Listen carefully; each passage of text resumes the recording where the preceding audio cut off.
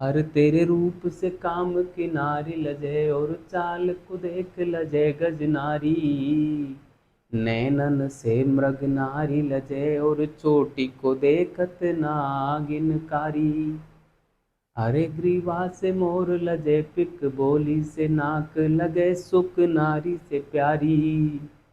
तू घूंघट खोले तो ऐसी लगे, मानो पूनों के चंदा से चीर निकाड़ी। अरे झीनी सी आवा की ओट, चिप्यो ससी पूरन मंद उजारो करेगो।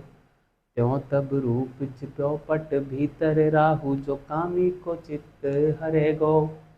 पट बादल बाट में नैन खड़े, खल ओट हटे पर चोट करेगो। और वह चोट ते रूप की रास प्रिया, मानो पूनों के चंदा पे गहन परेगो। अर जा दिन से बैराट मेर, तू ब्याही आई नारे। और वा दिन से गजगामिनी से, तू गई न घर से बाहरे। इस प्रकार से वो लिखता है धवले राम जी कि हे रानी, तू जिस दिन से बैराट में आई है उस दिन से कभी घर से बाहर नहीं गिर। तेरा रूप ऐसा लगता है मानो पूनियों के चंदा से चीर के तुम्हें निकाली हो।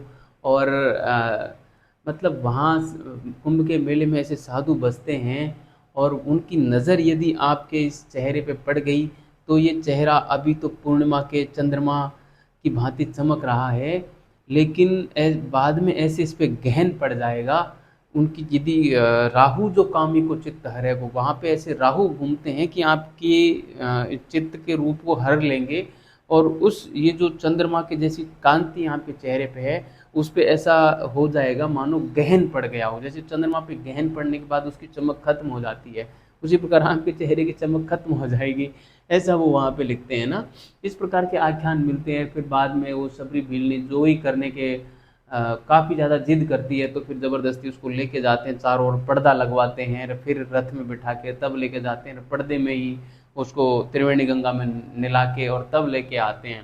कहते हैं कि सबरी भिलनी का इतना लगाव था उस गंगा के प्रति कि जब पर्दे के अंदर ही जब उसको गंगा में नहलाया जा रहा था, तो पर्दे के अंदर ही देवी गंगा प्रकट हुई और गंगा ने कहा कि हे रानी, मैं तेरे से बहुत प्रसन्न हूँ, तू मांग, जो भी कुछ मांग सकती है जो मांग ले।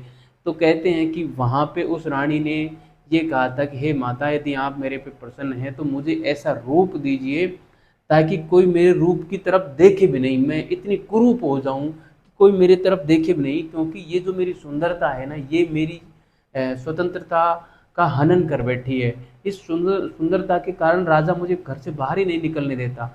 तो कहते हैं कि वो वहाँ पे वरदान मांग लिया, तो गंगा ने कहा ठीक है, तुझे अगले जन्म में ऐसा रूप दूंगी कि कोई तेरे झूठे वीर बिकाने को तैयार नहीं होगा।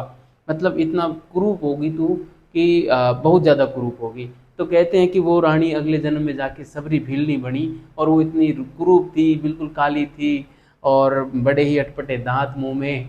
और आपने देखा ही होगा रामायण में, है ना।